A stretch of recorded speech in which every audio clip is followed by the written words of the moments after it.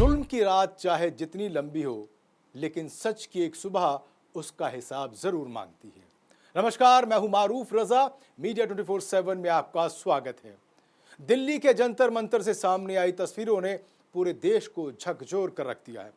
लाठीचार्ज, आंसू गैस, पत्थरबाजी, घायल छात्र और सोशल मीडिया पर वायरल होते दर्जनों वीडियो।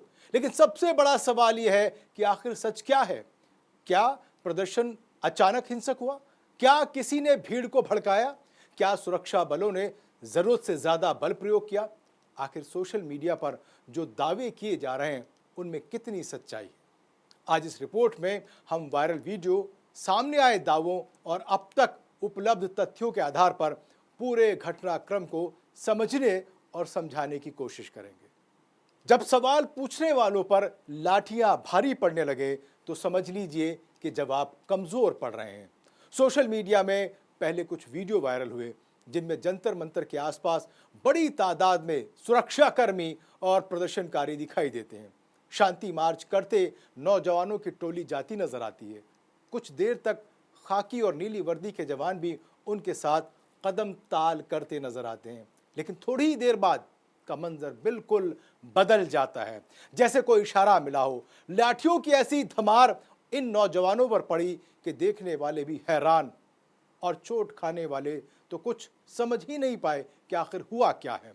इसके बाद कई यूजर्स ने अलग अलग वीडियो पोस्ट करते हुए दावा किया कि प्रदर्शनकारियों पर लाठीचार्ज किया गया। कुछ वीडियो में पत्थर चलते भी दिखाई देते हैं, तो कुछ में सिविल ड्रेस में कई लोग छात्रों की बर्बर पिटाई करते नजर आते हैं।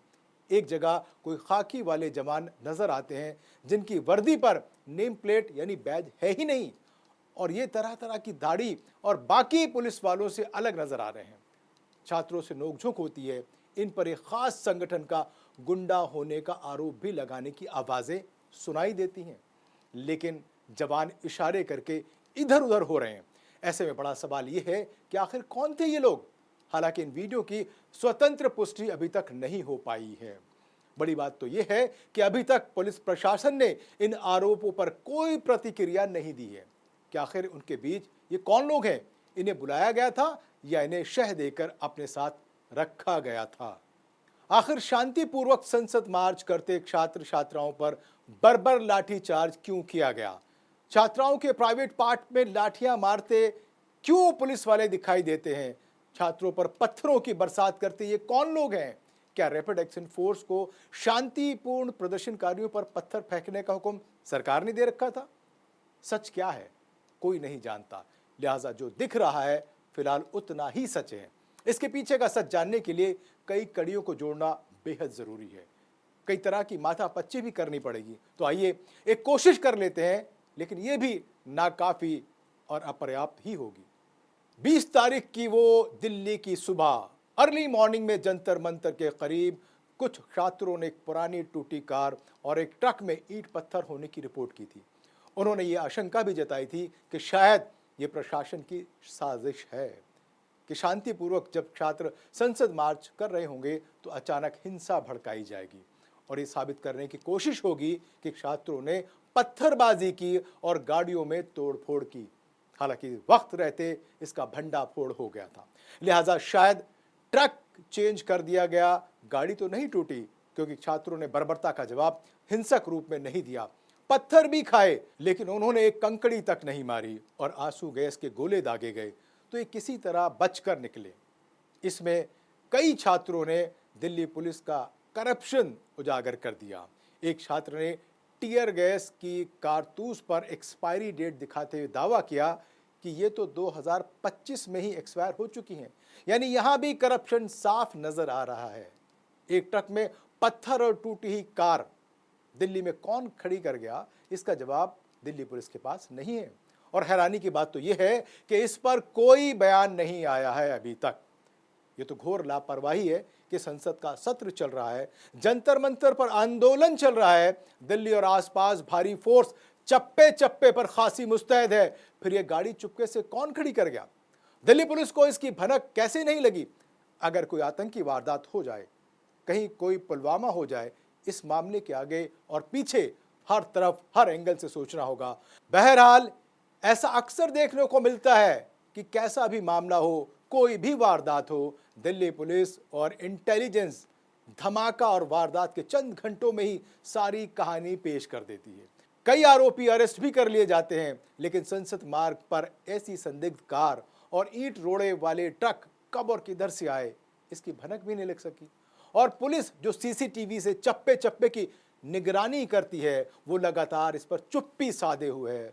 बहरहाल, लेकिन इन दावों की स्वतंत्र जांच अभी बाकी है। वहीं दूसरी ओर कुछ वायरल वीडियो में ऐसे मंजर भी दिखाई देते हैं जिनमें वर्दीधारी और अन्य लोग पत्थर उठाते और छात्रों पर फेंकते नजर आते हैं। इन वीडियो को लेकर सोशल मीडिया पर कई तरह के आरोप लगाए जा रहे हैं। पत्थर फेंकने का यह सिलसिला कितनी देर पहले से जारी था, इसका अंदाजा यहां पड़े पत्थरों को देखकर आसानी से लगाया जा सकता है। और इनसे कितनों तक का सर फूटा और फटा, कितनों की आंखों में चोट आई होगी, इसका भी अंदाजा आप कर सकते हैं।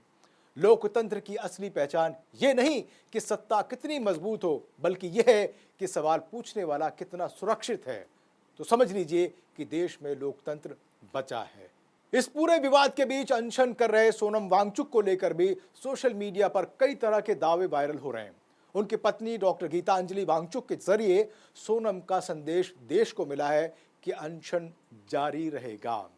उन्होंने आंदोलनकारियों से मिलने की इच्छा भी जताई है और जबरन अस्पताल में कैद पर भी सवाल खड़े किए हैं।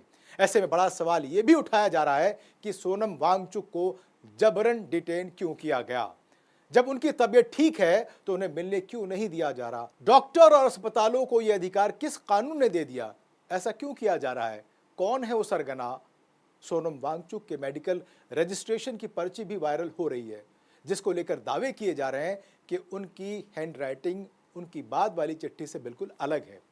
ऐसे में आशंका जताई जा रही है कि दुनिया में दूसरे दर्जे के भगवान यानी इन डॉक्टरों से मिली भगत करके कोई बड़ा खेल खेला जा रहा है। आखिर ऐसा क्यों? लोकतंत्र में विरोध करना संविधान प्रदत्त अधिकार है और कानून व्यवस्था बनाए रखना सरकार की जिम्मेदारी है। लेकिन जब सड़कों पर लाठियां, पत्थर और खून दिखाई देने लगे, जब सोशल मीडिया पर दर्जनों दावे और पलट दावे वायरल होने लगे, जब देश का कॉरपोरेट मीडिया देश के नौनिहालों, छात्रों और नौजवानों को देश का दुश्मन साबित करने लगे, तब सिस्टम अपनी चालबाजियों और ताकत के बूते अधिकार और इंसाफ मांगने वालों को उपद्रवी साबित करने लगता है, उनकी आवाज दबाने लगता है। तो समझ लेना चाहिए कि सिस्टम में सब कुछ ठीक नहीं है। लोकतंत्र बस नाम का जिंदा है, न इसमें हरकत है, न सांसें हैं, बस ये राजनीति की देहरी पे जिंदा लाश है। ऐसे में सबसे बड़ा सवाल तो सिस्टम और सरकार की नीयत पर उठता है। एक तरफ तो सरकार बेदाग और साफ होने का दावा करती है, तो फिर युवाओं की फिक्र का ढोंग क्यों करती है? क्यों उनकी मांगे नहीं मान लेती है? क्या ये सरकार से गलत डिमांड कर रहे हैं? क्या ये किसी आतंकी को छोड़ने की मांग कर रहे हैं? क्या ये किसी सजा याफ्ता को माफी देने की मांग कर रहे हैं? अरे ये बस पेपर लीक के सरगना और जिम्मेदार का इस्तीफा ही तो मांग रहे हैं। क्या धर्मेंद्र प्रधान पेपर लीक कांड के जिम्मेदार नहीं है? क्या दर्जनों बच्चों की खुदकुशी का दाग इस सरकार पर नहीं है? क्या पेपर लीक कांड में पकड़े गए कई आरोपियों का नाता रिश्ता सत्ताधारी पार्टी से नहीं है? और अगर खुद ये नेता सत्ता से बाहर होते तो क्या ये मांगे नहीं करते? इनके बच्चों ने सिस्टम की करतूतों पर अपनी जानें दी होती तो क्या ये धर्मेंद्र प्रधान जैसे मंत्री को हटाने की मांग ना करते? तो इन छात्रों ने कौन सी गलत डिमांड कर दी कि मानसून सत्र से पहले 56 इंच और 56 साल जैसे जुमले निकलने लगे, लेकिन एक इंसाफ का फैसला नहीं हो सका। झूठ फरेब को संरक्षण और सच को सताना, ये किस दौर का इंसाफ है? सच को दबाने वालों से इतना सा कहना है, हर दौर का फिरौन समंदर में ही डूबा है। आखिर निर्लजता और बर्बरता की कौन सी बुलंदी हासिल करना चाहती है ये सरकार?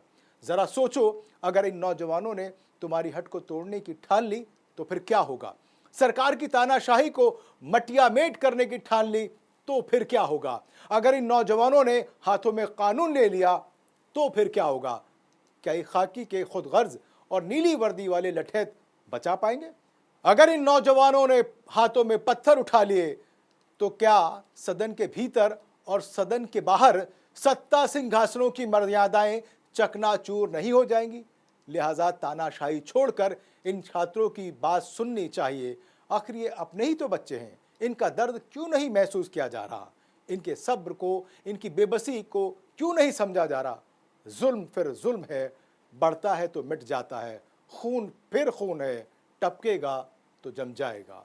आप जुड़े रहिए मीडिया 24/7 के साथ। ऐसे ही मुद्दों के साथ मैं फिर हाजिर रहूंगा। आप रखिए अपना ख्याल। धन्यवाद।